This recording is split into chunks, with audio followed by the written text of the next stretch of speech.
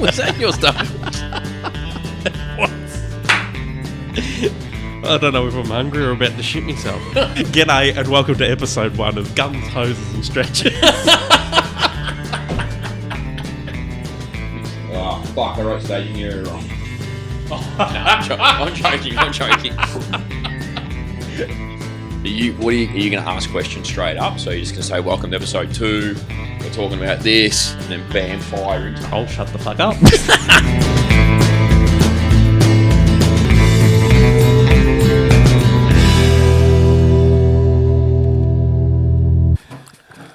G'day and welcome to episode 12 of the staging area. I'm of course Hayden Mack and this is Simon Roylaz. Hello. Hello and welcome back after a weeks. bit of a hiatus, but yeah.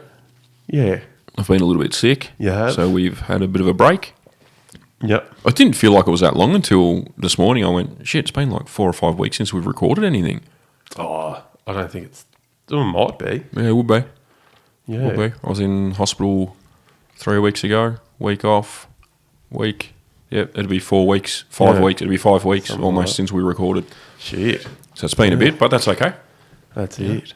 But We're back. we're back. But in that time, people have gotten in touch with us. Been a bit going on, hasn't it? And great. so this episode, we're going to touch base on recruitment And retention. And it's strange because we got a message from listener Lindsay, probably the start of this month. Yeah, it was early this month, I think. I was in, He wanted to know our thoughts on the situation. Because at that stage, I think Queensland had a recruitment drive and all that sort of Queensland and maybe a few other states. Yeah, Queensland and WA been pushing pretty hard. That's been going for a couple of months now, but it's really been ramping up. And then, as of the 15th of this month, here in Victoria, the same thing happened. There's some issues. The 15th highlighted some big issues, I think. Who was it? An RMIT, was it? RMIT or Melbourne University? And the Police Association, is it? The union? Is it RMIT or Melbourne University? It'll tell us in the news clip when they play it's that. in there anyway. But It's they did a study. And it's quite interesting but we'll play that. But we're going to add that. Haydos is going to add that into the podcast, aren't you? Yeah, somewhere. Well, we'll play with the audio. yeah. But and it's strange how it was brought to our attention, and then it just across. And then this week, as our conversation yesterday, this week there's also some issues around the CFA here in Victoria and recruitment and retention with them as well, which we're going to have a bit of a chat about as well. Yes, because we've got a bit of experience in that space for sure. That's it. It's guaranteed. But I thought we'll first play. What was it? No, will we play it? No. Let's talk about a bit of recruitment. Yeah, all right. So you've gone through recruits, both as a police officer to become a police officer. I'll get my questions up here. So now we know. It's good to see you 12 episodes in. We're well polished. Yeah, we're doing well. But we know. So obviously we know that you're no longer a part of Victoria Police. What made you want to sign up as a police officer in the first place? Well, I guess to be honest, like every kid, if we go right back, every kid has dreams when they're young and they're growing up. I always wanted to be a helicopter pilot. That was my big sort of dream in life, was to be a helicopter pilot. And I hoped that if I became a helicopter pilot, I would go into firefighting and rescue or maybe police, whatever it may be, but be a pilot in that sort of space, not just a sort of commercial pilot, so to speak, I guess. But I have a pretty big fear of heights, and I don't like when things drop and move when I'm at height either. So being a helicopter pilot was a little bit unrealistic for me at a very young age, and still probably is to this day, although I'd still like to do it. But anyway, so then I looked at, all right, what's my next sort of thing I liked? And I had a huge interest in canines, dogs, and what they sort of do. And I kind of looked at, well, if I was going to do that, again, I'd want to do some sort of rescue type role with them. Canine rescue in Australia is not a huge thing. It's not like it is in other countries, like America and places like that. It's quite small here. And back when I was a kid, I don't even think it was really happening back then. It's only been sort of happening over the last maybe 10 years here in Victoria and around the country. So the only place you could do this, if you're going to become a police officer, then you could become a canine handler with Victoria Police, or you could go to Customs and be a dog handler there, or the Federal Police, whatever it may be.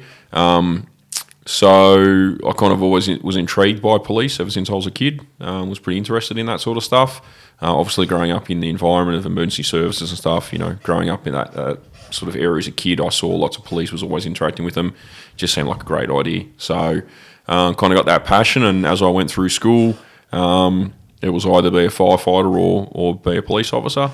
And after I came out of school, did a few things, and then I just went, no, I want to, work for the police. So after I left, I was doing summer crew with Forest Fire Management Victoria, or back then it was known as DSE, Department of Sustainability and Environment, not the other acronyms. And I came out from there and I went to uni at RMIT in Melbourne and was studying criminal justice. Was there for a few months, and one of my lecturers came to me and goes, "Hey, there's some jobs going at Victoria Police at the moment as an unsworn officer. You should," which we'll talk more about that shortly. You should, really consider applying. Not that I think that you're doing any, you're doing well in my class, but I think you should, consider this. It's a good option. So I put in for the job, and I was successful and got it. So I started working as an unsworn officer at VicPol, and whilst doing that role, I was very lucky, as you know, I was very lucky to be a part of a lot of fairly significant incidents and investigations, and that just spurred me on more to want to do it. But in particular, I got the opportunity to see the police canine work a lot, and it just really drove that passion inside to go and join the police force and become a dog handler. So after a few years of being an unsworn, I got the opportunity to cross over and become a sworn member, and I went through the recruitment process, but you still have to go through the full recruitment process. You don't, just because you're working for VicPol, you don't get any special treatment anyway, shape or form. You still have to go through that whole process. So I did that, had a few hurdles along the way due to a previous driving history. But then someone somewhere came to some common sense and went, we should let him in because, he's working for us and doing all these things, and he drives our police cars now, so it kind of doesn't make any sense to hold him back. So I went through, did that, and obviously, a couple of years later I left because I really didn't enjoy it. Once I became a police officer, I wasn't enjoying the job, as most police officers call it.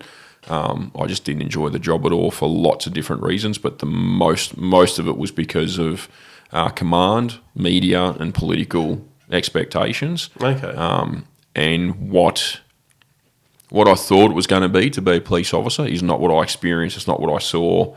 I just really didn't enjoy it. And I was young enough, and I had enough qualifications behind me in other areas of my life to be able to quite easily leave and take up another position elsewhere pretty quickly. And I did. I actually had a job lined up and another government position lined up before I left the police force. And then in 2000 must have been 2016, I think it was. I was back, funnily enough, 10 years later, literally 10 years later, I was back at what was now Forest Fire Management Victoria on the summer crew there. In between jobs, and I was back there, and whilst I was there I received a letter from Victoria Police basically saying, would you be interested in returning as a police officer? They were struggling back in 2016, 2017, they were struggling to keep members. So it just shows you how long this has been going on for. Struggling to keep members, needing to get more people on the ground in a hurry, and not waiting I'm not sure what it is now, but when I went through it was like a 45-week process, like 45-week training process to become a police officer. So that's not your recruitment process, that's just your training at the academy. So it's just under a year, literally. And they had this process where, if you'd been out for less than 5 years and you were coming back, there was like a bridging process. So you might go back to the academy for maybe 6 weeks, get a requal on your firearms, get updated in all the new current rules and laws that are taking place, do a few bits and pieces, but it's like 6 weeks, and then you go back to a station at the rank that they deem you appropriate to go back to. So I was when I went through that process, it was deemed that I could go back as a first constable. I requested to go back as a senior constable, but for whatever reason, it was not deemed appropriate. So that's okay. I didn't have a problem with that because I was only going to have to be a first constable for 12 months, and then I was going to be able to do my exam and become a senior connie. So I didn't really care. I was happy to go into that process, but there were some hurdles. We'll say there were some political hurdles that got in the way of me being able to go back to Victoria Police, and that was from Victoria Police. They were the ones who instigated that, not me. They instigated that, and they said, we want you to wait another 12 months, and if you wait 12 months, then we'll have you come back. Did that have something to do with One Nation? Yeah, it did. Yeah. It had to do with my my political campaign during 2015. They weren't happy with some of the comments I made about command, and they weren't happy with some of the comments I made about the police force in general. We should probably preface it, everything I said about command and the police force I stand by to this day. Those things are still happening now. If not, they're probably a lot worse now. But I still stand by them because the intention of saying it during my campaign was in the hope that I could, like any person who's going through a campaign, I was hoping police officers in Victoria would support me, knowing that I was trying to do what was right for them, and I was going to support them a fair bit, support the police association. I actually sat down with the police association during my campaign, and we had a 2 or 3 hour meeting at their office in East Melbourne there. They actually asked me to come in so they could talk to me about some of their concerns, and if I could raise some of the concerns during my campaign, they'd appreciate it. So that's what I did because I was in full support of them. I did the same thing with the United Firefighters Union, and I put the same request out to the Victorian Volunteer Fire Brigades Association, but they didn't accept it. They didn't want to talk. But the UFU certainly did want to talk. We had some good conversations. And the TPA spoke to me as well, and we had some great conversations with them, and that stuff we put forward was, stuff that they were concerned about, which I agreed with because I knew about these things when I was in, but the police obviously didn't take too kindly to that, so they wanted me to wait 12 months. When that time frame came around, I had other things happening at the time in my life and in my career, and I chose not to follow it up after that. No, fair enough. Yeah. Well, we'll play this clip that I've got. It's from Nine News. Yep. From the 15th of this month. So this is what is currently making news headlines. Victoria Police Chief Shane Patton has dismissed a new survey showing 1 in 5 police officers are warning they may quit the force. It comes as local stations are forced to reduce hours amid a recruitment crisis. Mimi Becker with the story. On the front line, many members of Victoria Police are overworked and exhausted. Everybody has a breaking point. Their union is desperately calling for action. You can deal with burnout, you can deal with job satisfaction, you can deal with work-life balance. Of the more than 1,000 officers surveyed in June, 2/3 said they were burnt out, while 1 in 5 said they were likely to leave the police force in the next year. The chief dismissive of the results. Well, I don't agree with the outcomes of the survey, I'm sorry. Shane Patton says attrition rates are down to 4.72% for the year to August, but he admits We are struggling because of mass exodus post-COVID. the Police Association adamant the focus should be on retaining current experienced staff. Arresting your way out of crime is not the solution. Well, recruiting your way out of a HR issue isn't the answer either. The lack of resources has led to station closures. Endeavour Hills, Bayside and Melton police stations have reduced opening hours, while there are long delays in investigations and some vans have been taken off the road. It's a challenging time, but I can assure you the public, the service to the public, the patrols to the public are out and about there. The police That's a force lie. has received a record number of applications for new recruits. Right now, 700 people are going through the academy, and that number is set to jump up to more than 800 by next month. We don't want an academy that looks something like a sausage factory. We want lifers. We want people to stay in our job for a long and rewarding career. Mimi Becker, 9 News. Can I say I love Wayne Gatt? The association. He's a legend. That guy's a great individual, great man. And I mean that not just from TPA, but I had the pleasure of working with him on a couple of different jobs when I was in the police force. I was very much in the background, so he probably, I doubt he would know who I am. But just every time, you're around him, so many people had so much respect for that man, just because, he's a great guy. He's really good, and he does, he does what's best for the members, which is why he's where he is now, and, it's fantastic. Now, in another news item from that same day from 9 News, he was interviewed on the afternoon news. Yep. And he mentioned rostering was one of the key issues. Now, you've worked for Vic Pol, and we've had conversations with other people that we know. Yep. And they also have mentioned rostering in the past. That was the number one issue. Now, you being a police officer and have served here in Victoria, what is the rostering like? Before we go there, just quickly, I just want to say two things. One, I think it's Swinburne University because it looked like Swinburne's photo in the background there. I could be wrong. Oh, okay. It looked like Swinburne, so it's not Melbourne University or RMIT. I think it looked like Swinburne. Sorry, Swinburne was on it.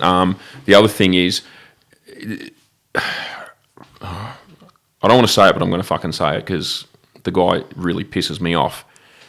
The police commissioner in that wants to deny the survey that his members are a part of. So he wants to deny how his members are feeling. What does that tell you about a leader? Oh, I'm telling you that's wrong, but it's coming from his members, so therefore it's right.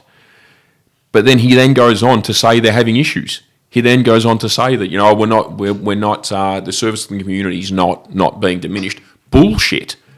Look at the crime rates in Victoria right now. Look at what's happening every single day. The first 5 or 6 news headlines in Victoria are gangs out of control, tobacco shops being set on fire, gang violence, young kids being stabbed and killed because of gang violence, home invasions, carjackings. Like, it's insane. Like, Victoria is not the livable city. We are in a state of crisis. I don't care what anyone says. We are in a state of crisis, and Victoria Police are the reason for that because they're not doing what they need to do. So he sits there and says that, I don't believe the survey, but then he goes on to say that their nutrition rates have dropped, that they're not being able to retain police officers, that they're closing stations. The evidence is there. They're closing stations. So you clearly have a problem. So you can't deny that. And he's just lying. Like, it's just, that stuff pisses me off when he does that. Like, stand up, have some fucking balls as a chief commissioner and say, you know what, I'll put my job on the line for my members. Tell the government, tell your mate Dickhead Dan, because they are mates, they're good mates, the evidence is there. Tell him to do his fucking job. And Shane Patch do his fucking job as well, or leave the damn job, because he is destroying Victoria Police. And I don't give a fuck if you come after me for it, because that's the truth. So now rostering. Now that I've finished my rant, many today, no doubt. I'll admit rostering was pretty bad in the police force when I was in it, and I don't think it's changed much. If anything, it's probably got worse. Clearly, the evidence is there that it is getting worse because they've had to cut back hours of police stations opening and things like that to be able to roster people on, and crime investigations are being blown out because people aren't getting the time or the hours. So, few of the things that I noted when I was in the job from a rostering perspective. Okay, I won't say where it is, but in every police station, there's like the rostering book. So there's like the book where our rosters are in there, they're published in there, and it's on your computer and all that sort of stuff. You can see your rosters. Most stations have an RDO or a leave book, a roster leave book, and basically, as a police officer, if you need time off or might have a birthday party or you want to go out or you're going away on a weekend or whatever it may be, you can go in and put your details in that book and request that you need a day off or whatever, and the rostering sergeant will do their best to fit you in and accommodate everybody within that. And you could, in a station where you've got, say 30 officers, you might have 5 or 6 people on one day trying to get the day off, and that becomes quite difficult for a roster sergeant. But, they do their best. If you're the junior member in the station, like in any organisation, it's a fair chance that you're always going to be at the bottom of that list. Because that's just the way it sort of rolls in most places. There is a particular police station in Victoria. I don't know if it still exists now, so I'll say that because I'm going back a few years. But that station had a roster leave book, and they also had a do not work together book. and it was in there the officers who wouldn't work with other officers. Right, okay. So the roster sergeants, when they were putting those rosters together at that particular very busy police station in Victoria, it's a very busy police station, a 24-hour station, in a very busy area, they would have to go through that and go, right, who needs time off, and then who can't work with each other, who's not allowed to be in the van together, and all that sort of stuff for lots of different reasons. I thought when police officers were supposed to be mature and grown up, but apparently you can't. So, and my understanding is that actually happens in a couple of stations now, which is just ridiculous. So you've got those things to contend with, and then you've got you're trying to put where you can. They're trying to make sure that junior officers are working with more senior officers so they can teach them, train them, give them support, make sure they're doing everything right. But again, that doesn't happen. You know, I can think of in the short stint that I did at Epping, I was at Epping for a very, very small, I think it was like 2 or 3 months, if that, and then I was sent off to a country station. Whilst I was at Epping, I think in the entire time there, in all the shifts that I did 2 shifts with a senior constable. I did 1 shift with a young girl who had only just become a first constable, so she'd only been out 2 years. But she was pretty switched on, and she'd been Epping the whole time, so she was pretty cluey. And I did 2 shifts with 2 sergeants, what we used to call a 2-5-6 shift, which was a really good shift and something Vic Pole should really consider across the board, I think. That was it. So 4 shifts with senior members. Every other shift I did, I was with members who were either out of the academy maybe 3 or 4 months in front of me, or in one case I was the senior member on the van in Epping, and I'd only been in that station about 6 weeks. Jesus. And I was a senior member. And out of the crew that day, the most senior member had only been out of the academy 12 months, and she was working the watch house. Everybody else, and then I was the next senior person at 6 weeks, and then the other 2 were fairly fresh, plus our sergeant. And our supporting crew, who was over at Mill Park, they had all constables on their crew that day as well. So it's a problem. Hasn't been a problem for a long time, because generally speaking, in most places, not everywhere, in the country it's a little bit different, but in most metropolitan stations, when people get to the rank of first constable, so the way Victoria Police works is you go through the academy, you got to put down 3 preferences, 3 country stations, 3 metro stations, okay? And you put in what your preference is, where your preference is first, so metros first or countries first, whatever it may be, but you still got to put your preferences down. So my preference was country, because I wanted to go do country policing, because I think it was a much better, for me it was going to be a much better option for where I wanted to go as a dog handler. I thought country would be a smarter place to go, learn how to negotiate with people and all that sort of stuff. And I put down my metro stations. The way it works is when you come out of the academy, you go to wherever it is that you're selected to go to, or wherever your option is that you can go. If you go to a metro station straight out of the academy, at the end of your 2 years, you get put into what's known as the ballot, and your name, people's names randomly get picked out of the ballot, your name, a country station, and you get transferred to a country station. Off you go. You can try and fight it.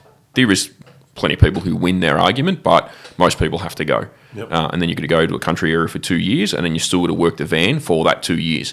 If you go from the academy straight to a country station, and you are assigned to that station, at the end of your 2-year period, when you're no longer a probationary constable and you get your first job and you become a first constable, you are basically, as you would say in football, you get a free kick at that point. You can either stay at that station and continue on, or you have the opportunity to transfer to any station anywhere in the country, anywhere not in the country, anywhere in the state. That, you know, if there's a position available, you can transfer to that station. And from a country station at the first constable rank, you can also apply to go to specialist units. So you can apply to go off to high patrol. You can apply to go and try and become a detective. You can go and do all sorts of different things. You can try and get into the cert and stuff like that at a first constable rank, providing you've come from a country station. So there's some benefit to going country.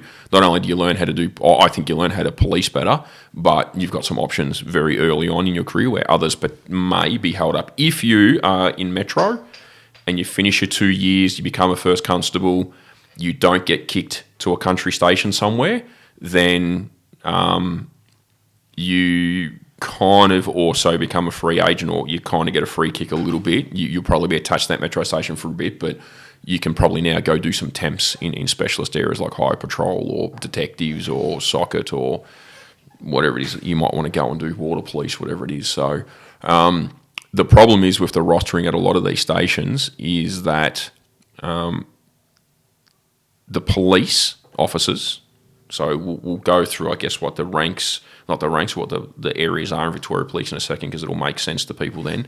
But we've got too many police officers doing work that they shouldn't be doing, that they don't need to be doing, but Victoria Police won't change their process, and it's ridiculous and has been that way for years, and it needs to change as soon as possible. So what do I mean by that? Because this helps with the rostering in a big way. You've got 3 levels of Victoria Police. So there's what's known as the unsworn members. So unsworn members go from anything from a VPS 1 pay grade, so VPS 1, all the way up to, I think, VPS 6, which is executive directors and managers within Victoria Police. So it's quite a big range of people. They provide administrative and support roles to the whole state. So every busy police station will have unsworn officers working in there doing admin roles, property type roles, assisting with all sorts of things. HR, that's generally all policing officers. There's obviously that's unsworn, but there is a police officer who oversees that area, or commander or whatever, or superintendent. But there's all these unsworns who do lots of different work, and I worked in that space for a number of years in a number of different really interesting and exciting roles, to be honest. I was actually surprised as an unsworn you could do those roles. So you have those unsworns, and they're off doing that role. Then you've got, there's 4 levels in Victoria Police now. Then you've got the police custody officers, which came into place probably 2-3 years ago, maybe 4 years ago now. They work in busy police stations where there's cells, where there's a jail attached to the police station itself. If you see them, they normally wear like a charcoal coloured shirt, and they've got like a vest on. They are sworn officers, so to speak. But they're mainly there to work in the cells to look after the prisoners or the offenders who are in those cells at the time. So they make sure they're fed, they look after them, do all their welfare checks, take the photos of them, do all that sort of stuff, right? That was brought in a few years ago to try and release police officers, because police officers were originally doing that role. So they're trying to release the tension or the workload, get those guys and girls back out on the streets and have someone looking after the prisoners. Then we've got our PSOs. So the next level up is the PSOs, I guess. Many years ago, PSOs in Victoria, Protective Service Officers, they wear white shirts, gold badges. They look like police officers. The badge is exactly the same, but it's gold instead of having all the colour in it. And they wear a white shirt. And as I said, their badge is fully gold. Many years ago, it was difficult to become a PSO in Victoria Police because you couldn't get in. The people who did the job absolutely loved the job, and it was, they were, I'm not saying they're not respected now, but the role itself was very well respected within the police community. They looked after the courts, they looked after Parliament House, they looked after certain 24-hour police buildings in Melbourne, so the Crime Command when it was down on St Kilda Road, and the old Victoria Police Centre, which was in the old World Trade Centre. That was all looked after. Security was provided by the PSOs. They did all that sort of stuff. And, of course, probably the biggest position as a PSO, the one that many of them tried to get to, was being a PSO protecting the Shrine of Remembrance in Victoria, which was seen as quite a significant role as a PSO, and a lot of them wanted to get there, because it was, it was like an honour to be able to stand there in the. They wear like a old military style type uniform, which you've seen them. We've been there before. Yeah, they wear that old sort of. I don't know. It's like an old military type uniform. World War I digger type. Sort of clothing is what they wear. So they were there. Then obviously, a few years back now. The government decided to expand the PSO's powers and capabilities, and we put them into transport hubs to start looking after trams, trains, train stations in particular, because there's a lot of crime. A lot of crime happens around transport hubs, as you can imagine. So there was a lot of assaults, robberies, and burglaries, and well, not burglaries, but thefts and robberies and graffiti and stuff like that taking place. So we put them in there. Sound like a great idea. It probably has been a good idea, but it's also came with its issues as well, as we were speaking about the other night with a family member and friend of ours. Yeah. There's also the talk of it possibly going into malls as well. So there's the shopping centres. Apparently some talk at the moment about them going to shopping centres, or at least the outside areas of shopping centres, because they're having a lot of crime issues there as well with these gangs and things. So they're talking about putting them there. And during COVID, for whatever reason, I'd still like to know the legality of this, because I certainly challenged it, and I know I pissed off a lot of PSOs when I did challenge them.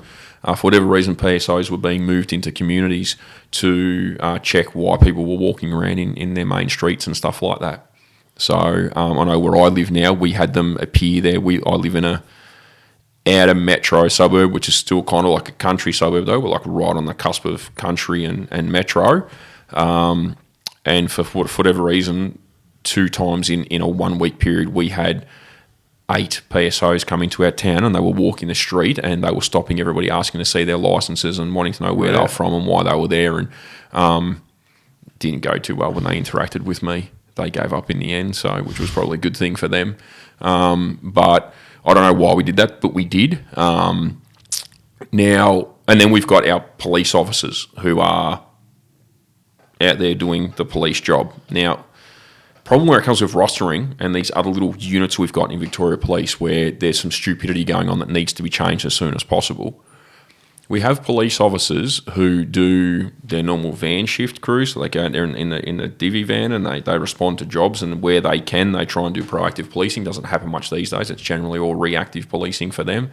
Then you've got all your specialist units, your high patrols, your detectives, your water police, your dog squad, air wing, special solos, search and rescue, the youth teams, all these different areas you can go and work in Victoria Police. But if you happen to work at a station, at a general duties level, at a station working the van, not only do you do van shifts, but you also do what's known as watch house shifts. So watch house is effectively the front counter, the front office area of a police station. If you're the watch house keeper for a day, you will come in. You normally take all your paperwork and briefs that you're working on, put it on your desk, and hope to God that you might be able to get through some of your investigations for the day. You sit at that office. If people come in through the front door and they want to see police, they want to get documents signed, all this sort of stuff, sometimes they come to report crime. It's your job to go and see those people. And then you go back behind that mirrored glass and you work away and do your bits and pieces. You're answering the phone all the time. You're answering inquiries from the boss or from the other sergeants and their stuff done. And you're also responsible generally for handing out all of the police equipment that the other officers need. So their batons, their sprays, the handcuffs, guns, all that sort of stuff. It used to be a role where you could kind of get through some of your briefs of evidence and get some of your investigation work done. These days, a lot harder because there's too much going on. The problem is that role takes a police officer away from being a police officer. All right. Some people say, "Oh, it's great though. It gives them a chance. It stops them from being burnt out." No, it doesn't. Because when you're on the watch house, you might pick up 2 or 3 crime jobs that you now need to investigate and deal with. That the van crew's not going to pick up. If it's a basic, if it's a family violence matter, or maybe it's a theft or an assault or whatever, you might end up wearing that investigation. So you're still copping work regardless, and you're not now working on the ones you've already got. If you're in a really busy station, you can have 10, 15 briefs on the go at any one time, and that's a lot of investigations to do, right? One investigation can be a lot for some people depending on how big it is. So you're still copping all that work, plus the phone's ringing, people want gear, bosses need jobs done, people want documents on, all this sort of stuff's going on. And the reality is that job doesn't need to be done by police officers. That's bullshit. They don't need to be there doing that job. Because I'll tell you how you solve this problem, and I've been saying this for years to people. The PCO role, police custody officer role, get rid of it, scrap it immediately. It's a bullshit role, right? Get rid of it. The PSOs that we've got working at train stations, we can expand their capability. The PSOs and the PCOs can become one and just have PSOs and police officers, and the PSOs can work the watch house in every police station in Victoria statewide. All right, wherever we've got watch houses needing to be manned, There can be PSOs in there. PSOs can sign documents for you. It's not hard, all right? Under the authority of the government, they're classed as Victoria Police members. They can sign documents. You don't need coppers doing that job, all right? If someone comes in to report a crime to you, you can take if it's not an urgent matter right now, they can take the details, give it to the sergeant can allocate it to a member on the van, all right, quite quickly. If it's an urgent, someone runs in, they urgently need police support right now, there's, for whatever reason, whatever it may be, especially in the country areas, this happens quite often, they can, as a police officer would do, we have in the watch houses, there's a phone there, which is affectionately known across the state as the bat phone. Batman, obviously. Yeah. If you pick that bat phone up in a police station watch house, it's got stuff on it that's the bat phone, right? You pick it up, it automatically goes to D24, to the police communication centre, to Triple O effectively, to the dispatchers. Okay. You pick that phone up, as a watch house keeper, we can give them a job and they can immediately assign it to the van and radio the van and say, you need to come here. And normally, we would also grab our radio inside and say to our van on what's known as the local channel. We used to call them fireground channels. Mm-hmm. They call it a local channel. Grab it. You can say, hey, guys, job coming through. We've got an assault in progress at, whatever, High Street, Mildura. I don't know if that's a word, but High Street, Mildura. You mean a street. A street, sorry. High Street, Mildura. Start heading that way now, putting the job through to D24. Whilst you've got the bat phone going and the operator's already listening to you and they go, right, this is where the job is, this is what's going on, these are the details of people. Then they give all the details to the van. Job done. You don't need a uniformed police officer to do that. A PSO can do that. They're trained to do that already, so they can do it. Mm-hmm. They can also look after the people who are in custody. If they need them in custody, they can go and do it. They've already got the powers to look after people in custody because they're allowed to arrest people. They can issue equipment. They get equipment themselves, so they can issue equipment to police officers. We don't need police doing that role. By doing that, we can either have more people on the road, more police officers on the road, or people who would normally be doing watch house keeper shifts can actually go and do what we call coro shifts, so they can come in and do their paperwork and get on top of their briefs, get on top of their investigations and feel less burnt out, less pressure that they're going to work and potentially going to receive more work by the end of the day. They can go and focus on what they've got, dedicate the time to those investigations, get that stuff out the way to keep doing their work. If we get that and we do that and we do it properly, it means we can also start getting people back into reactive policing as well, going and doing community events, getting out there and walking the schools, walking the streets every day, interacting with people and getting to know the people, in particular, the criminals, the offenders who are in their areas. Because these days, except for most of the country areas, most metro cops wouldn't even know who the criminals are that are walking around in their streets every single day. All right, there's too many of them now, and they're not interacting with them in any way, shape or form. They're not providing a presence anymore. So we can go to that. That would certainly assist in the roster process. The other thing is with the roster process in Victoria Police is they need to have a statewide, constant, this is how your roster's going to be. This is how your roster looks across the state all day, every day, and you have a routine or a rhythm. So if you look at firefighters, perfect example, all right? Here in Victoria, 2 day shifts at 10 hours, 2 night shifts at 14 hours, 4 days off. You know that's your roster. You get given a shift, so you're on A shift, B, C, or D shift. You get allocated to a shift when you go to a station. You now know your roster for the next 12 months. You can plan your life for the next 12 months, and then you slot your leave in there wherever you want it, but you know what you're doing. The police force here, I remember one day I did a day shift, 7 till 3. Yeah, okay. All right, come off at 3 o'clock. Next day, I went on to an afternoon shift. All right, 3 p.m. till 11 p.m. Came off, went on to a day shift, 7 a.m. to 3 p.m. So by the time I got home, it was after midnight because we had a busy night. I didn't get home till 1:30. I was back in uniform, my eyeballs hanging out of my head, putting a gun on at 6:30 in the morning to start my shift at 7 a.m. till 3. Shit. Then I went into a 6 a.m. to 2 p.m. day shift the following day. Had a day off, 7 nights night shift. Really fucks with you. Completely fucks with your mind, fucks with your body. Fitness, mental, everything is completely fucked. No life.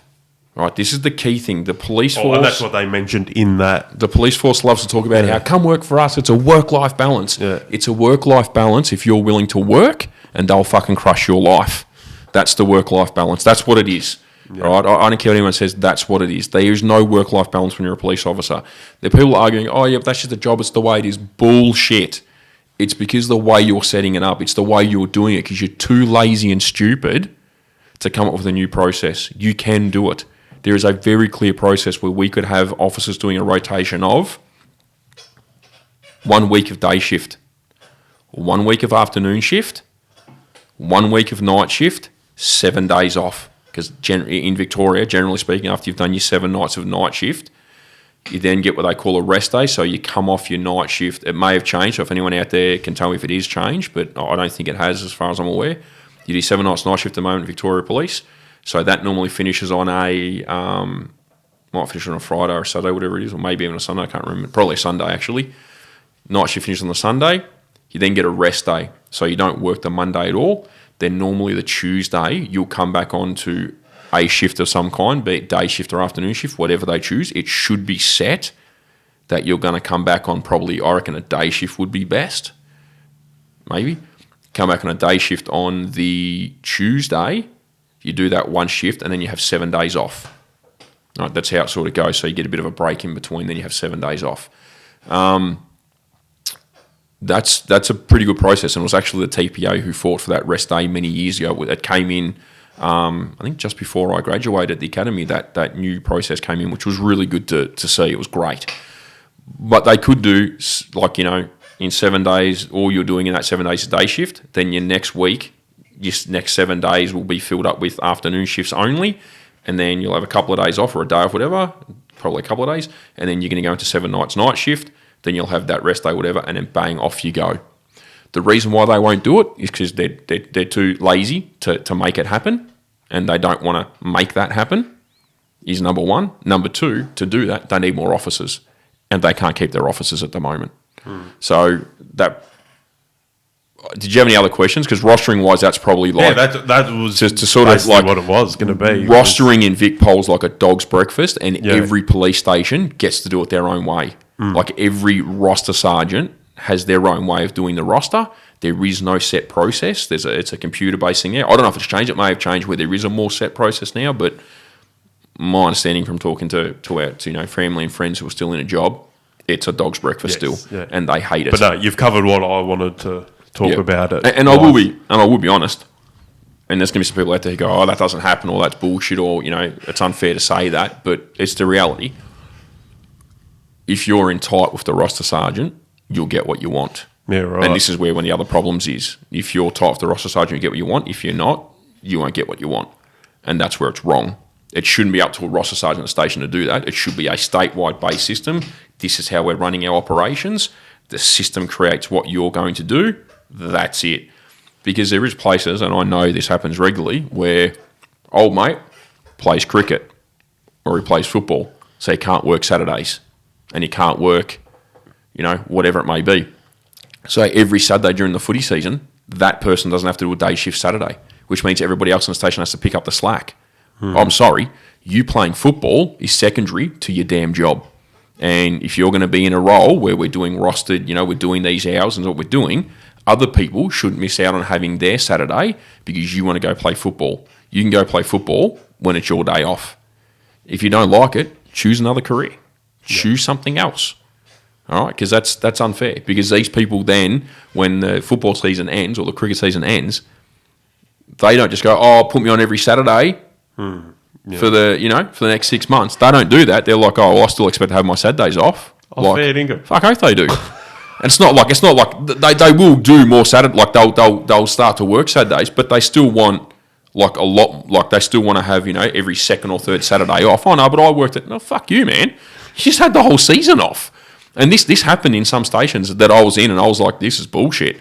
So you've got a problem with precious people as well. Fuck oath. Yeah, that's disgusting. Yeah, but this is where the system is wrong. You want to talk about work-life balance, but again, that work-life balance is working for some people, but not for others. I used to cop it all the time. But you don't have any commitments. Well, I do, but my commitments are ad hoc emergency response commitments as a volunteer firefighter. I don't have I'd like to have every Wednesday night off so I can train. Oh, but that's unfair. Because then, other people have to do more afternoon shifts or more night shifts. Well, fucking hang on a minute. Old mate over here hasn't worked a Saturday for the last 3 months because he plays football. He's not even that good at it. But he plays football, and you're giving him every Saturday off. So, and I'm not having to dig at people who play football or cricket there. I get it's work-life balance. It's good to have that fitness, have that out, but it's got to be fair to everybody. And this is where they need to have a state-based system where it goes, this is what it is. Like, you're a firefighter and you play football or cricket. You don't get every Saturday off. Stiff shit, mate. You play football and cricket when you're not on station. That's how it goes. And that's how it should be for those officers as well, to make it fair for everybody and then to have that constant process sort of going on. So there's ways around it to do it. Then the retention stuff comes into it, which is what we've spoken about. So the recruitment process to get in is quite long and lengthy, and we there's some issues there in that space at the moment, which you and I spoke about yesterday. I nearly forgot it was yesterday. We spoke about yesterday where certain people are trying to join the police force at the moment to be sworn police officers. And for whatever reason, Victoria Police are going, oh, yeah, but right now we need to get some more PSOs on, so can you be a PSO for now? No. Like, that's what the response should be from the candidate, but then they're concerned that if they say no, Victoria Police will say, well, we don't have a job for you at the moment. Right, okay. Right? Because that's what happens. That's what they do to you. They do, once you're in there, they do the same thing to you. They're like, oh, well, if you don't do it, then, it's going to impact your career and shit like that. So is this because they have to commit to the PSO numbers first? Probably. Or is there... There's probably some there's probably a hidden thing there somewhere. Yeah, okay. Yeah, it wouldn't surprise me there's some sort of hidden thing where they need to commit to certain numbers or whatever. Victoria Police is good at committing themselves to numbers that they really shouldn't be committing to. They do that with lots of different things, drug testing and breath testing and, drug and alcohol testing, all that sort of stuff. So they do the same thing with recruitment. They always have. So the reality is if you've got people coming through who should be police officers, then they should be police officers.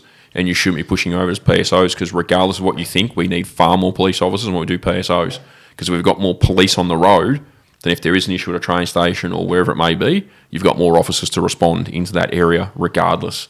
So, and police officers have far more powers than what PSOs do. So we need those people with the greater powers and the greater ability to flexibility and movement. We need them more than we need the PSOs in that regard. So there's an issue there, and we know that's going on because we've heard from people. We know people who have had that happen to them, so we've heard that. Then we've got retention. So if you go back, I'm going to say, I'll say 15 years ago is probably a good time to earmark roughly. Go back 15 years ago, and beyond that, there was this expectation if you joined Victoria Police, when you joined, that was now your career. You would stay there forever. Some people would always be a senior connie or get to the rank of leading senior constable and always be a leading senior constable because that's what they want to do, and they're great officers and they don't want to be any higher than that. They just want to come to work, do their job, help their community, go home, relax, and got a lot of respect for people who can do that. You got people who just want to become a sergeant, like they want to work up, become a sergeant. Once they become a sergeant, they're happy at that rank. They'll stay there forever, and again, they're really good at what they do. So good on them. So it's it's with all the ranks through the police force. You got some people who come into the academy, and on day one, they're like, I want to be the chief commissioner. Like, good on you, champ. Aim high. Yep, aim high. Have a crack at it, mate. If you can do it, do it.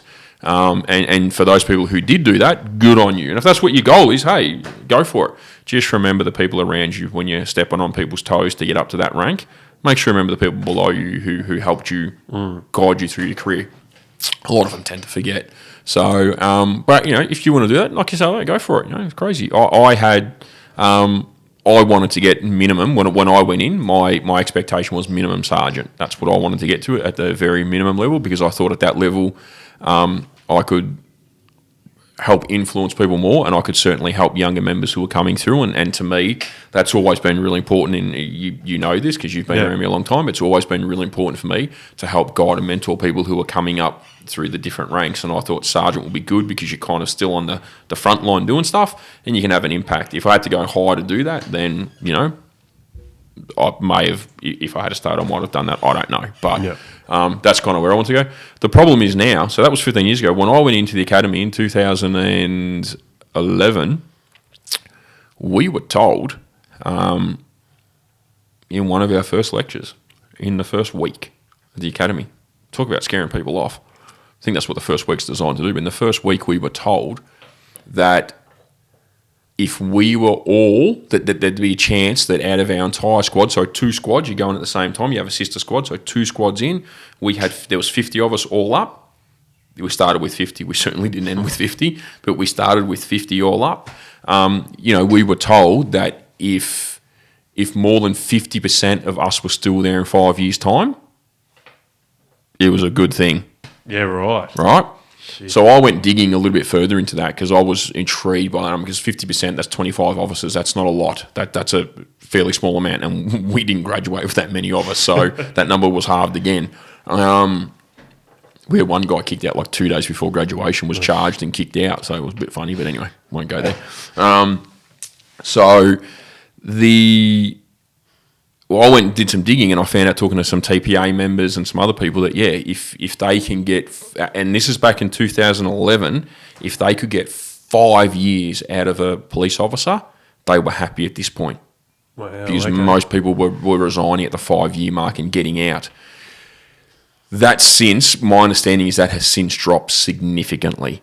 Now, I'm saying this from people talking to me. Yep. I haven't got these statistics from TPA, and I think we will, and I make this commitment, a promise, we will try and contact Wayne Gatt and see if he'd be interested in us coming in and setting up at their office there in East Melbourne, because I think it'd be more comfortable for them, and going and having a chat to Wayne, about what he thinks needs to happen and what his vision is for the TPA and for the police force, because I think it'd be a really good thing we'll put the same call out to Shane Patton.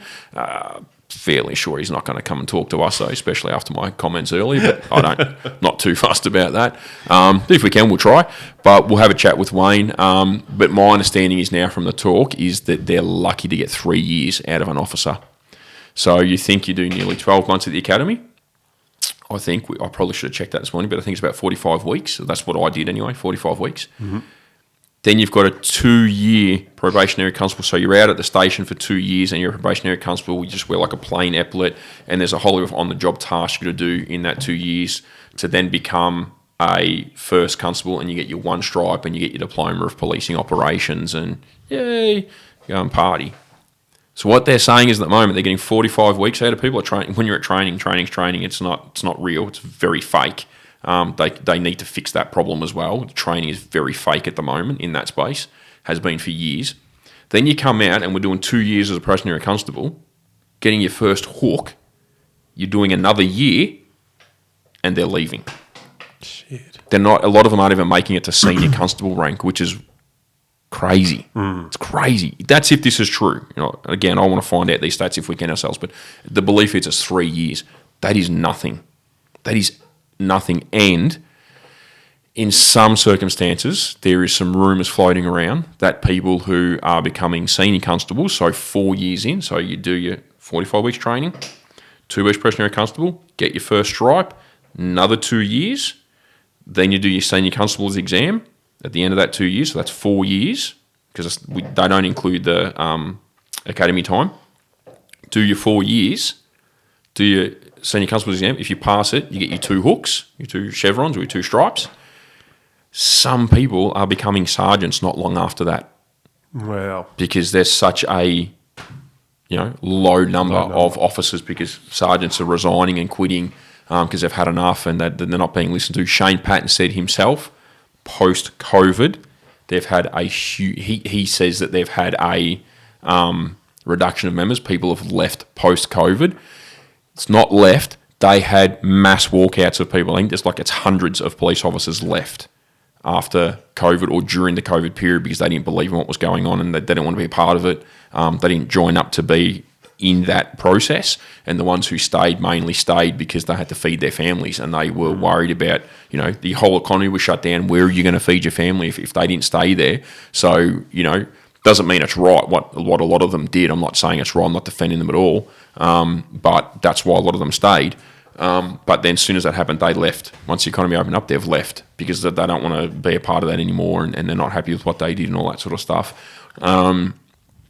So that's like a big problem. You've got members who don't have a great deal of experience becoming sergeants very early on because they've got to fill holes everywhere. There was 160 police officers or something, some stupid number like that, who'd been removed from the front line for the last couple of years to work on the Commonwealth Games. The 2026, was it? 26 Commonwealth Games? Yeah. Yes. Or 24, I can't remember now. I think it was 26, but they're going to work on the Commonwealth Games. It's 160 officers off the streets and promoted some people into positions and now they fumbled that ball pretty drastically. It's costing us millions of dollars now. All those officers have been put back out on the streets, back into places where they need to go. It hasn't made an impact at all because they're so short of officers. Okay. When I was in, again, I'm going back to 2011, before I went to the academy, I was in a meeting and, they were pretty blatantly saying they were about 6,500 police short in Victoria in 2011. Shit. Now, we've got massive population growth since 2011. It's huge. We've got suburbs everywhere in Victoria now where police stations aren't getting built because there's no point building them because they've got no police officers to fill those stations. They're closing stations in Victoria or restricting hours because they can't fill them. And these are in areas where they need police. It's not like they don't need police in Melton. I know that they said that they didn't close, but they've restricted the hours. It's Melton, for God's sakes. It's a huge growth corridor. It's thousands of people there. Hundreds of thousands, technically, in that policing area for Melton. So it shouldn't be restricted. There should be a lot of police there. But there's not. This is a massive problem. And Shane Patton can't deny that. Daniel Andrews can't deny that. The TPA is not denying it. The TPA is saying we've got a problem. Yeah. And your problem's not just your recruitment. Your problem is also your retention. You need to keep your officers. So you need to work out. You should be listening to your surveys that are coming out, independent surveys, who your officers are doing. Because when it's independent, they're quite happy to say what they really feel. If it's I remember, it's like every organisation, every 12 months we had this People Matter survey in Victoria Police. Fuck. People filled it out every year. Nothing ever happened from it. Yes, yeah. From the People Survey, we've decided we're going to do this. People are like, I don't know if I can say that. No, did anyone here say that? No. Out of the 35 people in the station, anyone say that? No. Fuck. But we all said get better vans. We all said get better equipment, do more training, provide more training, get more officers. Do all these. We said all that. Any of that? None of that's on the fucking list. None of that's on the list. All that we said get better rostering, that's not on the list. None of it's on the list. But you come up with some other bullshit that someone in Melbourne probably said you needed because it would look good. Yeah. And that's what we got. It just didn't happen. So that's your retention right there. If you're not going to listen to your officers, you're not going to get on the street and listen to your officers and talk to them. And, I remember many years ago, and I don't think he's in the police force anymore, but there was a guy by the name of Jamison. Gary Jamison, I think it was. Anyway, he was a commander with Victoria Police.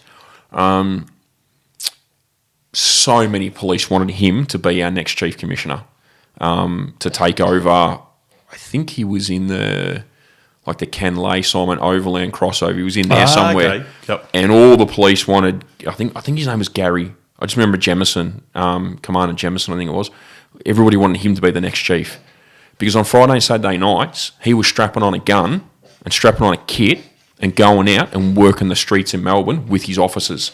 He was going to do walkthroughs at nightclubs and pubs. He was he was rolling around on the ground with drunks on Friday and Saturday nights, locking people up still to show his members that he was out there supporting them and doing the job and so that he could feed back to command. You're saying this, I'm telling you, this is what's happening out there. I'm showing you what's happening because I'm going, how about you come out tonight, put a different uniform on, come out tonight so you're not wearing all your fancy shit so you don't get scared.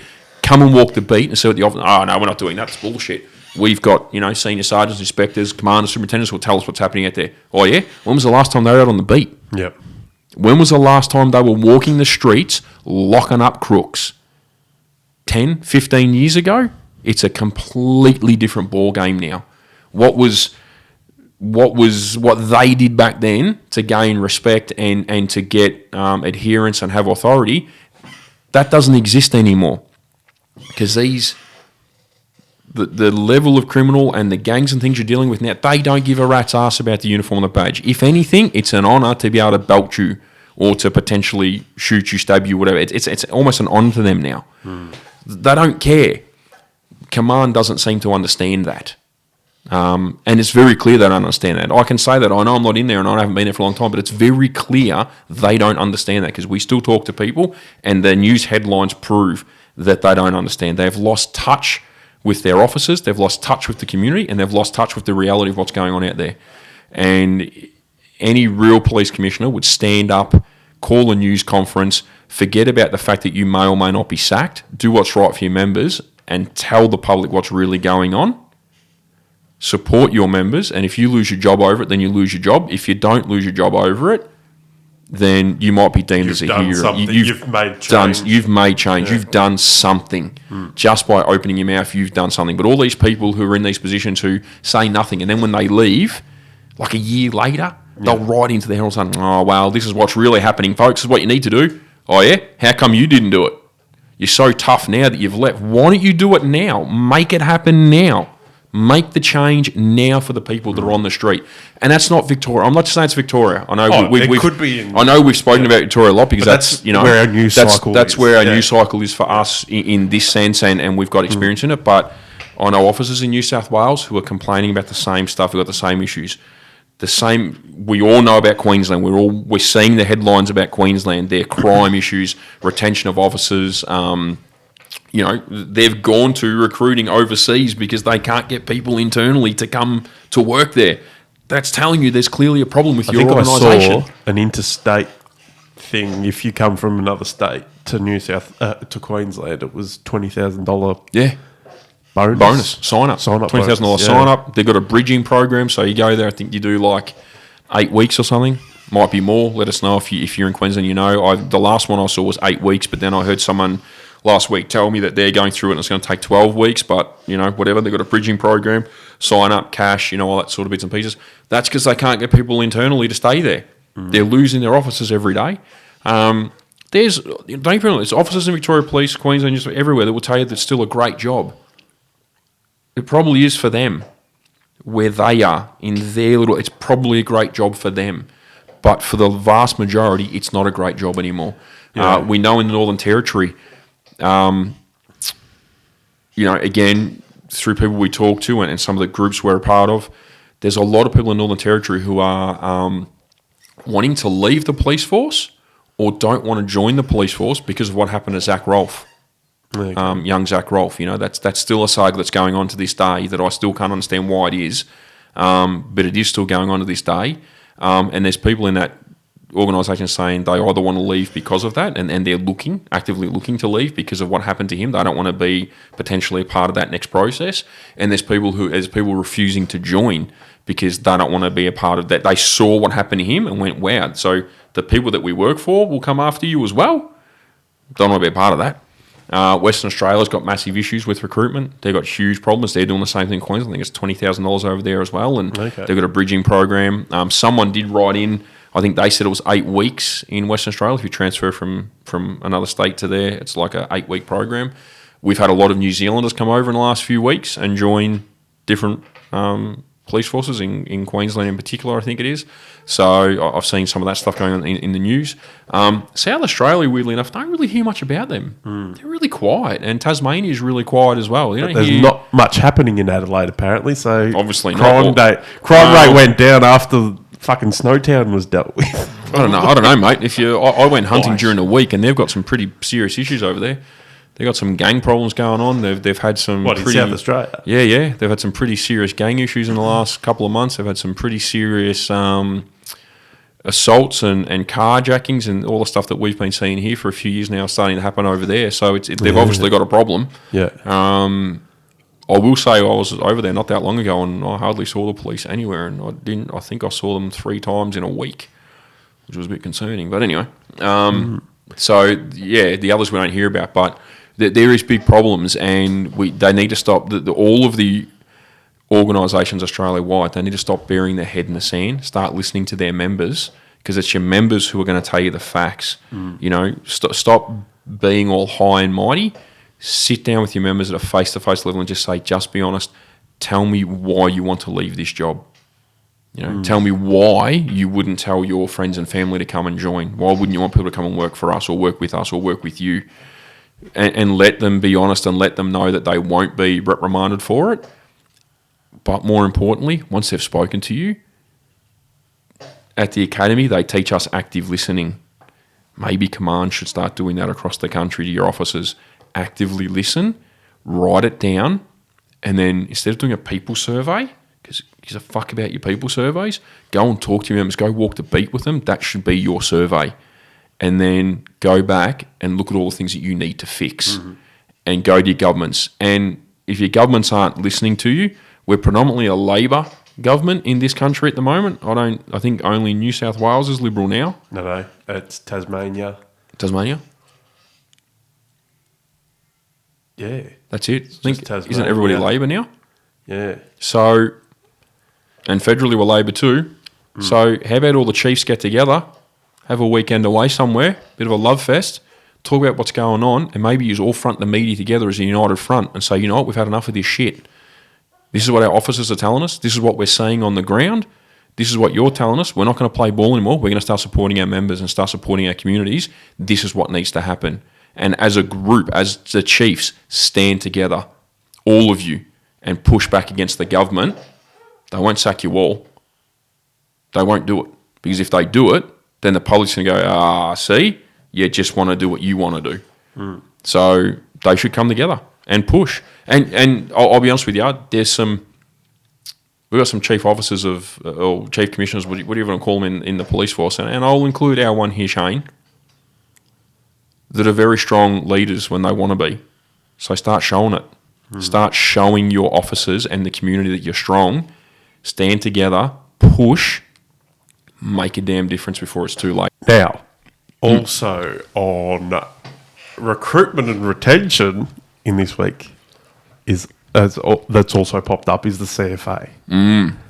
Great time for an issue of recruitment and retention. Yes, I know. We're coming into the fire season, which is apparently going to be bad.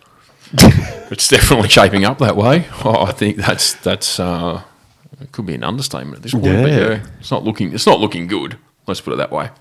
So, the weather seems nice at the moment. But The weather's great. Like when you think about how long are we in spring now? 3 weeks? 4 weeks? Yeah.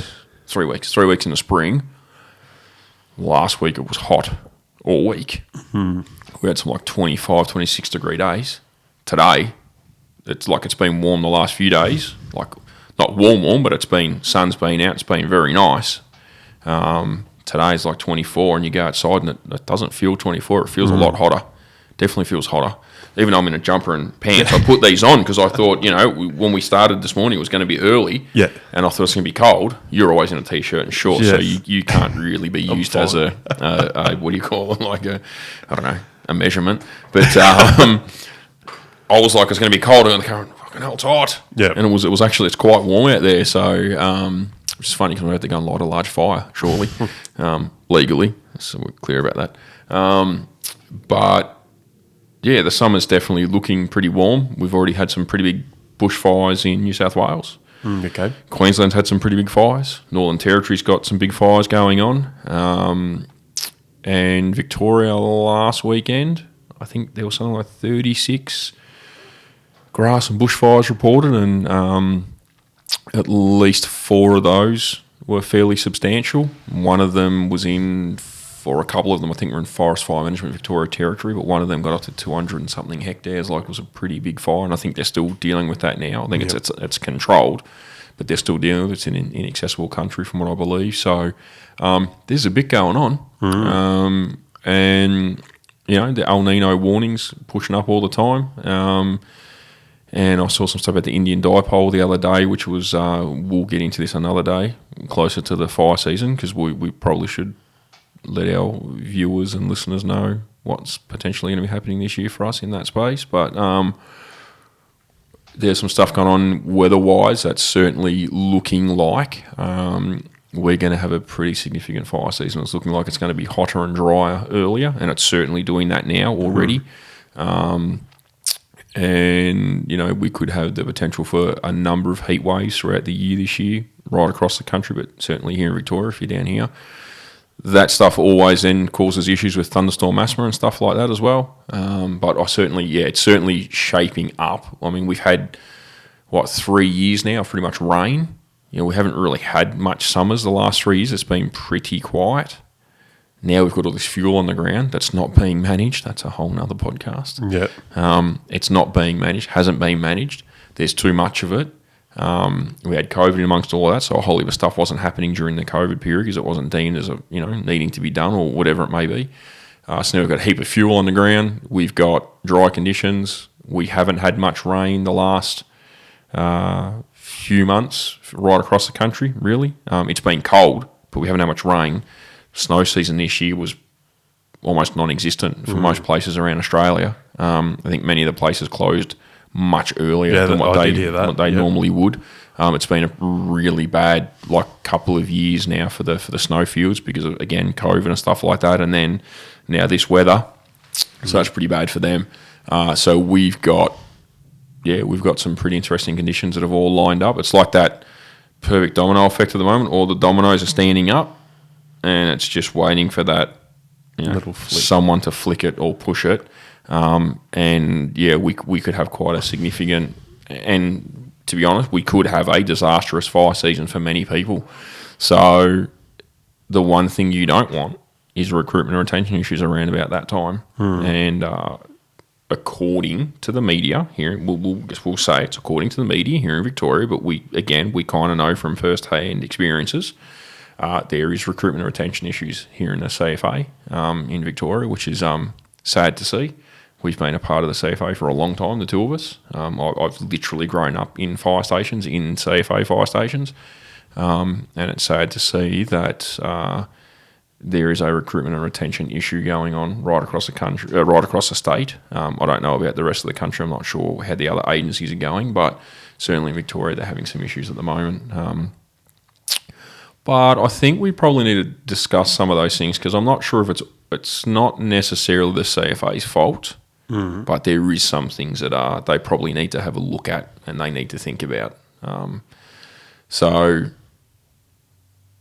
I guess, did you have any questions that you wanted to start with? No questions. We'll just go into it. We'll just go into it, yeah. Cool. So first and foremost, I think there's been an issue CFA's had for a long time now, and this isn't CFA's fault, but it's an issue for them, and it's an issue for a number of other community groups as well. In our areas such as regional Victoria, okay, a lot of our younger people who were a part of the CFA, because in those real regional areas, people join the CFA not necessarily because they want to be firefighters. It's not because they want to do it. They love doing it. They love helping their community. Not saying other, but for a lot of them, it's an insurance policy. It's in those farming communities, they're all a part of the CFA because if someone's crop catches fire, everybody goes to help because they all trying to help each other. It's their business. It's their livelihood. So being in the CFA is like an insurance policy for them. They can go there, get on the truck, all their other mates will come. People come with tractors and utes with tanks on it, and they have communication and they can try and stop those fires before somebody loses their entire crop. So it's really important that they're there. They're the younger guys and girls, the younger sort of kids in that area. They join because mum, dad, grandpas, uncles are in it for that reason, and they just kind of join because they know it's important. It's a part of what they need to do, and they grow up burning crops and things, so they understand fire behaviour pretty well. So they kind of go into it regardless. The issue is that those smaller regional communities are dying off. A lot of those kids aren't taking up mum and dad's farms or grandpa's farms anymore. They're moving to the city to go to uni for 3-4 years at a time to either go on and do other things because farming's not what they want to do, or they go away for 3 or 4 years to do, to learn more about business and agriculture and things like that to then try and come back and run those farms. But when they go for that 3 or 4 years, we don't have anybody coming through the ranks. And if they move to the city to take up other interests, become doctors, pilots, whatever it may be. They may even just move to the city because they don't want to be in regional towns anymore. When they hit 18, they just want to move and be where there's more people and kind of experience life. They're moving away, and we're not getting those people coming through at all. And some of those stations are really starting to struggle. Now, that's been happening for a long time. All right, back in 2015 when I was in the CFA working for them as a staff member, my role was vegetation management. And I was in the northwest region, so I was covering a huge area from sort of south end of Gisborne all the way up through to Mildura and across to Echuca. So that whole area, I looked after vegetation management from a CFA perspective, along with a whole lot of other people, but that was my main role, and I did the plan burning side of it. We were having issues then in some of those really remote regional areas where we weren't getting, some stations were lucky to have 4 people in them, and that's been the same 4 people for 10 years, and there was no one coming through then to take up, positions and learn from them. So there's that issue, because that's still happening, and it's still been a big issue for a long time now. It's going to keep happening probably until we can solve that problem. The next one is you've got, being a CFA volunteer, if you're in those sort of outer, and we know this pretty well, in those outer suburban stations or even some of those really busy regional areas, it's not like you can just join the CFA, become a firefighter, and then just turn out the fire calls. Yeah, there's training that has to be done on a regular basis. There's equipment maintenance, there's meetings, there's advanced training. Then, if you really get the passion for it, there's group. Then you can go on and become and help as a district volunteer doing instructing or training. You can go on and become a group officer and work involved in the group. There's all the community events, the markets, the shows, the fairs, the fetes, the everything that, all these different things that we do. And once you're in the CFA, you kind of get the bug to be a part of it, because those people in that station quite often become like family and friends, and you just want to hang out with them all the time, so you're always there. The problem is that then impacts your work and impacts your normal family life.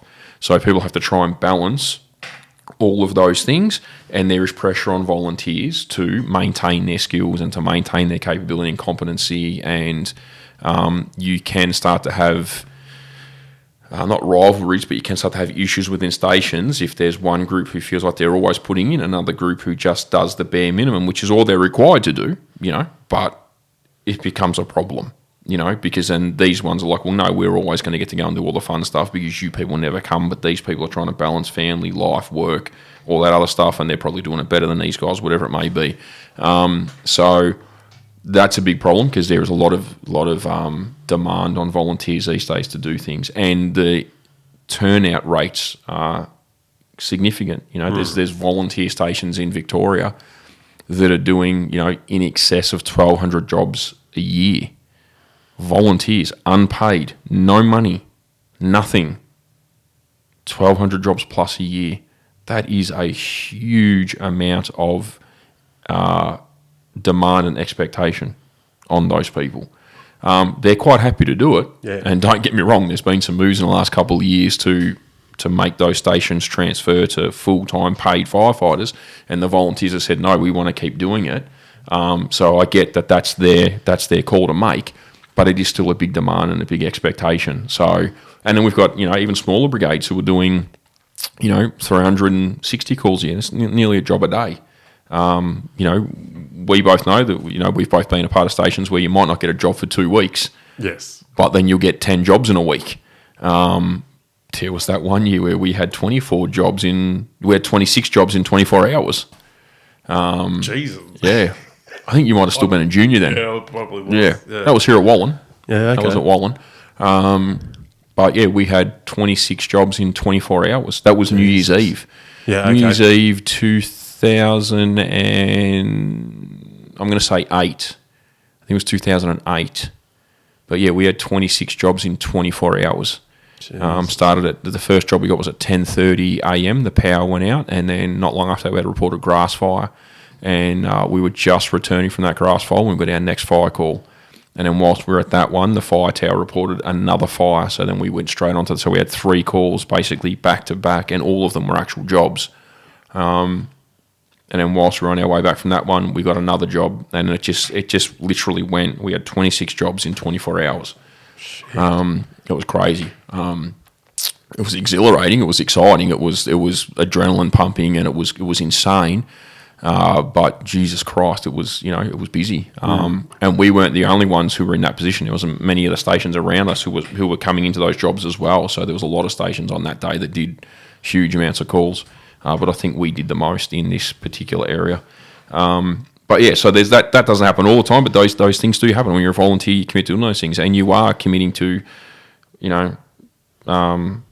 Christmas days and New Year's Eves and New Year's Day and Easter and all these things. As a volunteer, you're committing to be a part of those things as well. You can say no, but there is pressure around to be a part of a lot of that stuff. So that stuff's going on, and it's not being managed very well. I don't think it's not being managed great.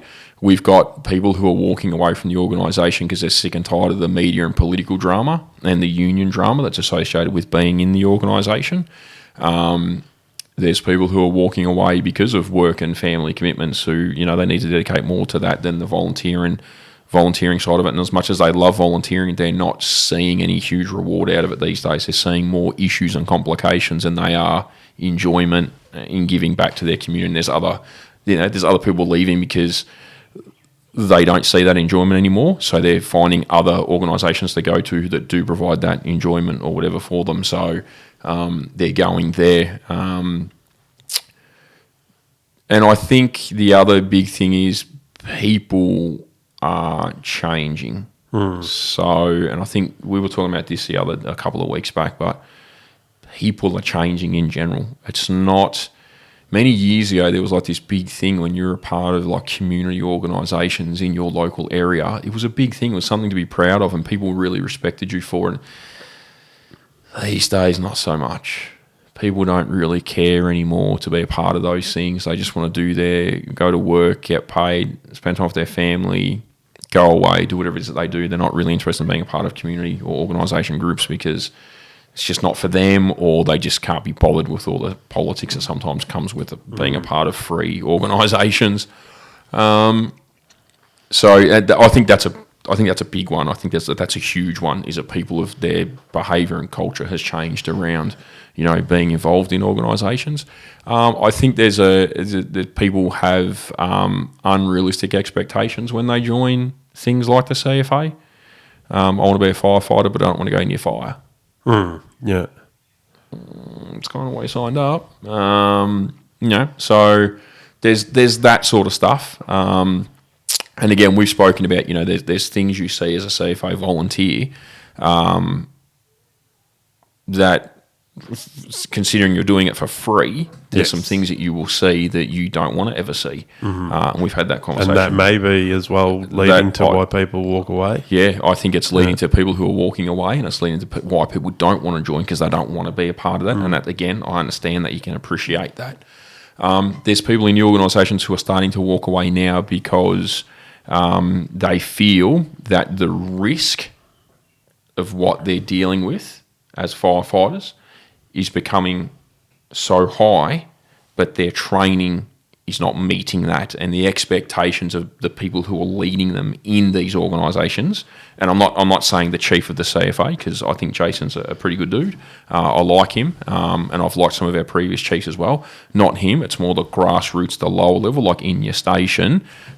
People feel that there's people in leadership roles in those stations who probably shouldn't be there, and there's people in those leadership roles who are going, Jesus Christ, like our risk is right up here, and I've only been trained to here, and I'm not really comfortable anymore. So people are walking away for those reasons. I think from a media perspective, the fire services Victoria, there's been lots of negativity around the fire services over the last couple of years with all the splitting of the fire services and the union stuff and the volunteer association, and the media hasn't helped in that process. They've really muddied the water there. They haven't told the truth a lot of the time. They're certainly not showing the truth right now. There's some big issues in the organisation now that they're just not showing. I could probably say why I think they're not doing it, but yeah, we won't go too far into that. But I think people have seen that stuff and gone, I don't really think I want to be a part of this. So yeah, I think there's a whole heap of reasons for why it's not happening, and I don't think it's not just all CFA It's not their fault.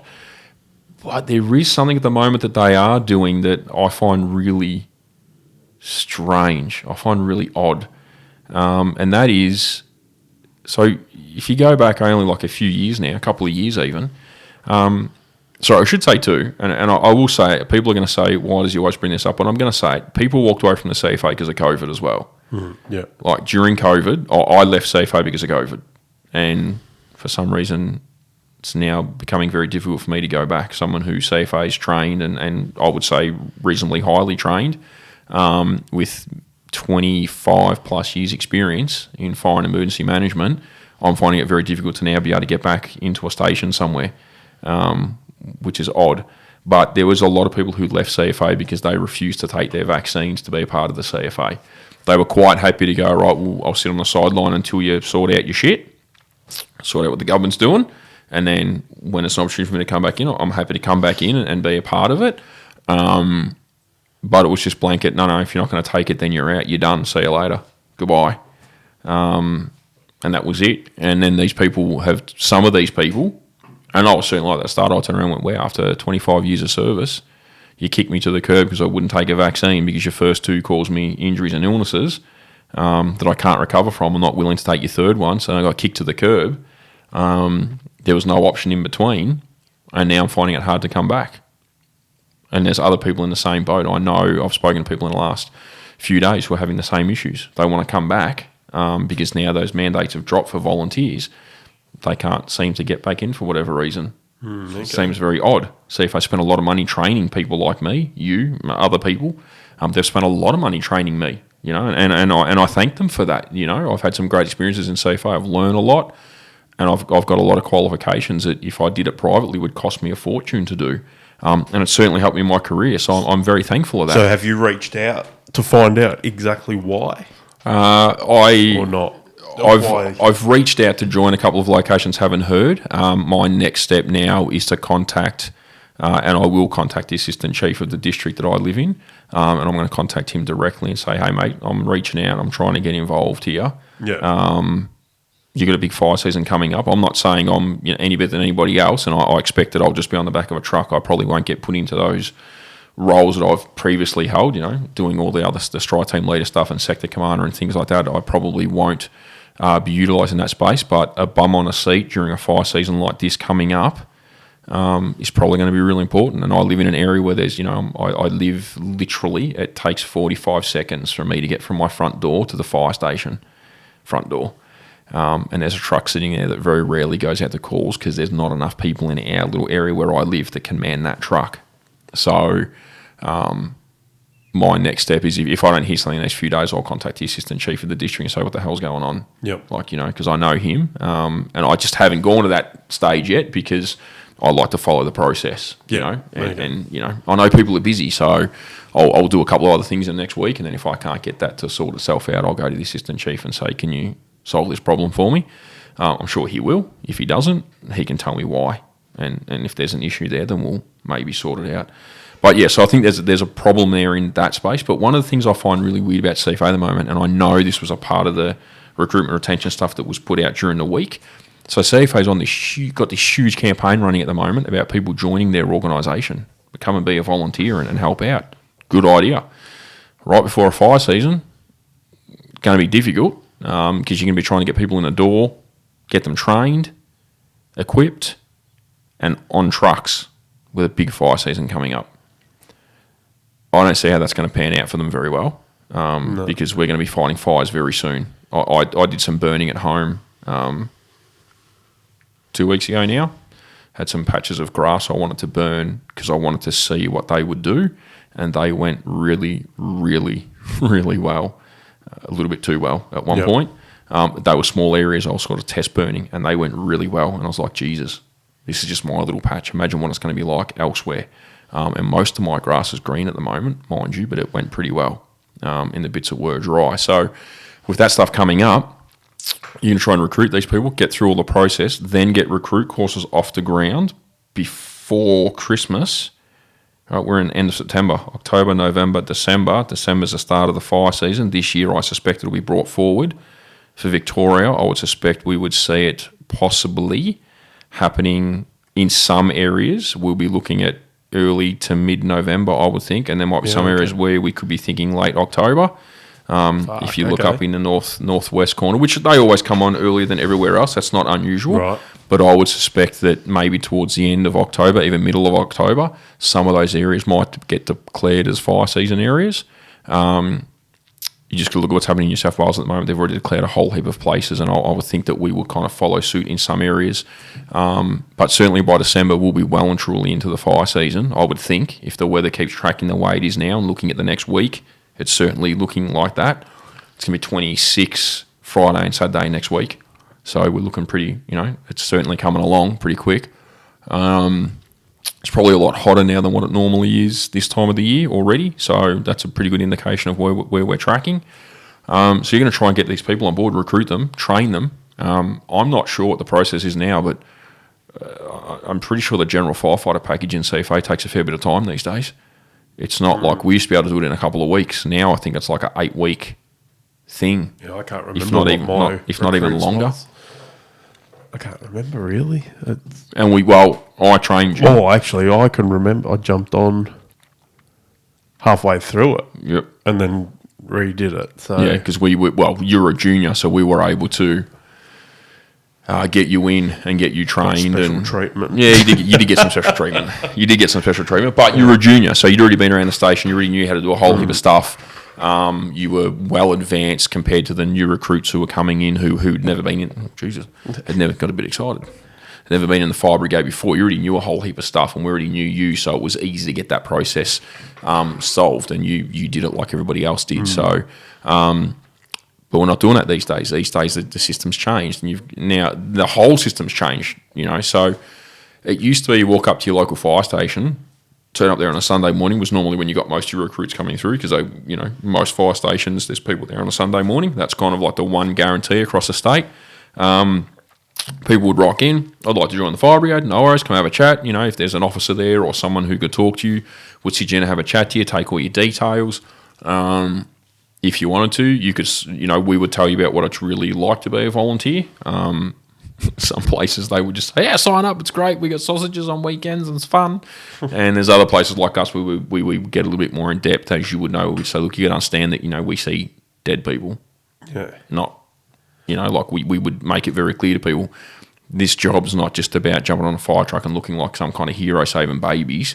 There's a whole heap of other stuff that goes with it. There's training, there's commitments, there's community events. There's, we would really give a rundown on what you're expected to do if you're going to come and join our station.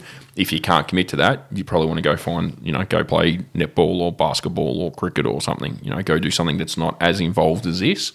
Most people would hang around. They'd come through. Now we get them to sign the paperwork there and then potentially. We put it in the system. And if one person joined, then we could just put them through the course. We had internal trainers who were signed off by CFA's instructors, would put them through the course. If we knew locally there's maybe another station who was doing some recruitment and they were going to run a course, we'd throw that person on their course. If we had 4 or 5 people in our station, or we've just done a recruitment drive and got people to join, we'd have all 5, 10, 15, 20 people, whatever, that would come through and do the course. And we would do it all at the local level, at the local station level. And then when it came to your assessments and sign-offs, we would bring in assessors from other stations or from the district or from the group, whatever, who would come in and do the assessments to make sure that we had trained you, and it wasn't we weren't training and assessing you, we were training you. You'd be assessed by outside people to make sure that you'd actually done the things that were required to be done. And, I'll admit some of our assessors were pretty tough. There were some times there where there were some people who had to go back and do some retraining or whatever or fix up some components to get past it. And that's fine. Got no issues with that. That's a good process. And that was it. And then you're on the truck. Within a few weeks, you could be on the truck and we'd start teaching you on the job how to do the job.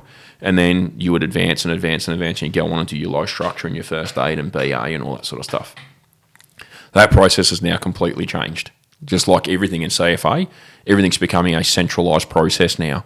So if you go to your local fire station now and say, I want to join up, become a firefighter, wherever, they give you, I should say we because I'm not there anymore, that you can say we, or they give you a pamphlet that says, go to this email, this web address, which is a CFA central web address, and put your details in. Tell them, I think in there you've got to select what fire station, or you type in your postcode or whatever it is, and you tell them where you want to join. From there, you could be waiting, from what I'm hearing from people, months until somebody gets back to you to say, yep, thanks for your inquiry. You now need to do this process, and then you go and do another process, police checks and all that stuff, which, again, we have to do anyway. So station would normally do that, but we could normally get you on the books and get things started before that happened. Now we go through and do your police checks, and we're going to do this, and we're going to do that, and there's this, you go do that, and do this. Yeah, right. And you just get bounced around everywhere, doing all these bits and pieces apparently now. Then, if you're lucky, maybe some months down the track, you're allowed to go to the fire station and say, I've joined up as a member, blah, blah, blah, blah, blah. You've then got to wait for a recruit course. And the recruit courses aren't done by stations anymore. They're done by the group. So you got to wait for the group to be doing a general firefighter course. So you could be signed up and in the station, and you could be waiting months until you actually get on your general firefighter course. And in that time, you're not really allowed to do anything in between all of that because you're not qualified. Yes. You can go to the station to help out, but there's not much to do with a fire station to help out until you become a firefighter. Like, if that's what you want to do. Otherwise, you're sitting around going, this is bullshit. I'm part of this shit. Don't know what any of this crap is. So, and it's a bit like that until you become a firefighter and get out there. Then you start to understand all this other stuff that's going on. Like, okay, now this makes sense. You know, so from what I'm hearing from a lot of people, there's a lot of people who are now not willing to join because they don't want to go through this process. They're like, why can't I just go down to my local fire station and do it? That's how we've always done it. And the fire stations themselves are saying, what the freaking hell's going on here? What's this bullshit about? Why can't we just join people? Oh, no, get out through this process now.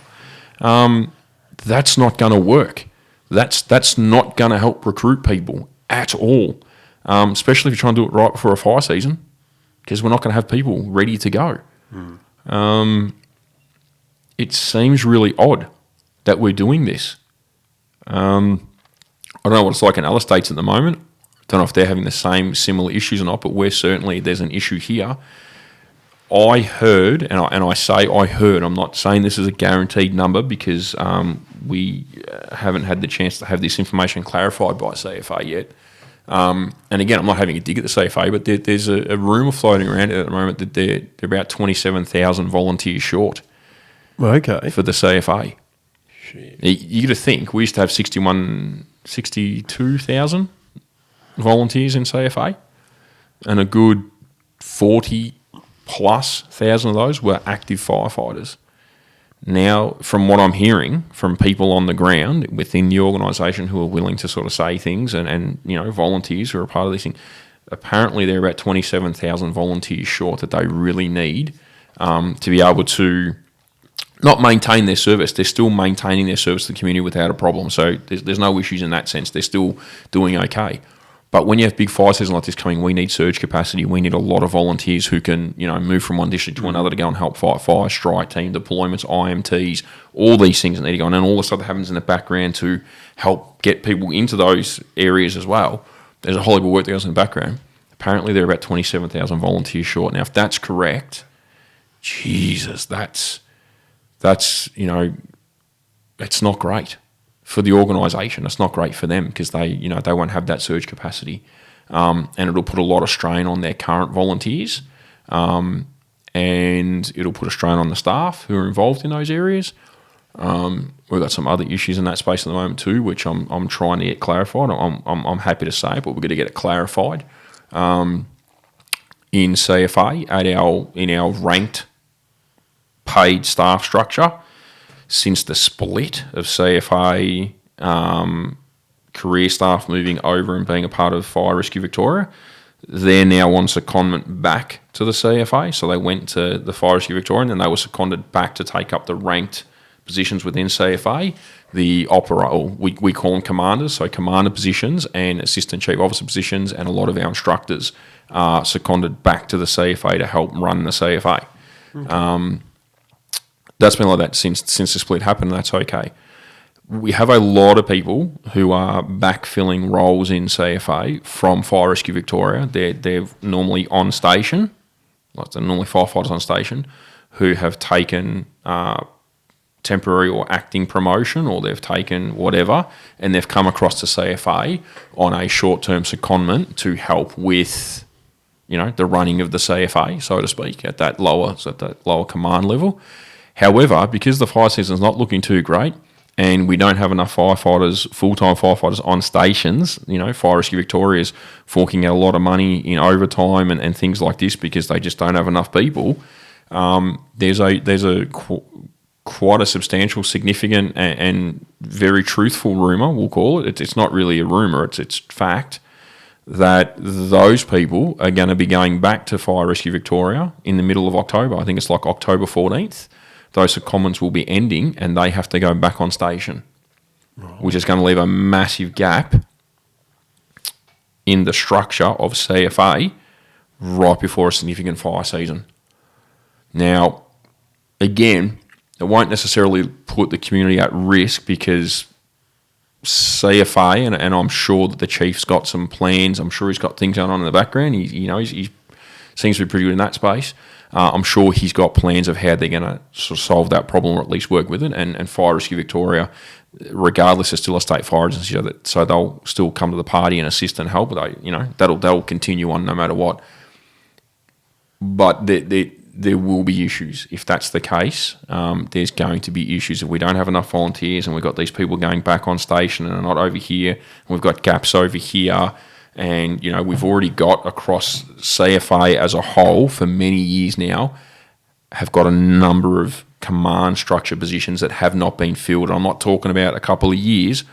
I'm talking 6, 7, 8 years that these positions haven't been filled. And there's been a lot of strain on those districts and on those areas for both the staff and the volunteers, being on them for years now, and they haven't been able to fill those positions because, again, the process is ridiculous to get staff into those positions, especially external staff or people who, whatever it may be. They're already feeling the pinch, and now we're potentially going to be feeling that pinch right across the entire organisation, right across the state, in the lead up to a pretty significant fire season. So it's not just that. It's not just a volunteer thing. It's also a staff thing as well. Staff retention, recruitment in CFA is not great either. A lot of people CFA is very good at always putting out contracts. Like you get a contract for 6 months or 12 months, and then that someone decides that project's not working very well, and then they just can it, and those staff go and they disappear and they're gone, and then that project kind of ends, or that project's still there, but there's no one then to continue that project anymore. Yet there's money allocated to it or whatever it may be. So their retention with their staff is not great either. And I would argue their recruitment process with their staff is not really good either, because we tend to recruit people who have no idea about our organisation and about the organisation. And CFA is a pretty unique organisation, and it's a great organisation. But it's had some tough times in the last few years, and I think those tough times haven't ended. There's a lot more to come yet. And again, it's going to take some pretty strong political leaders to step up and step in and say, you know what, we need to fix this problem. They're not going to, though, because they don't understand it themselves. Yeah. So it's pretty easy to understand, but they don't understand it. So, it is concerning to a certain degree, but, hopefully we'll get through this fire season somewhat unscathed.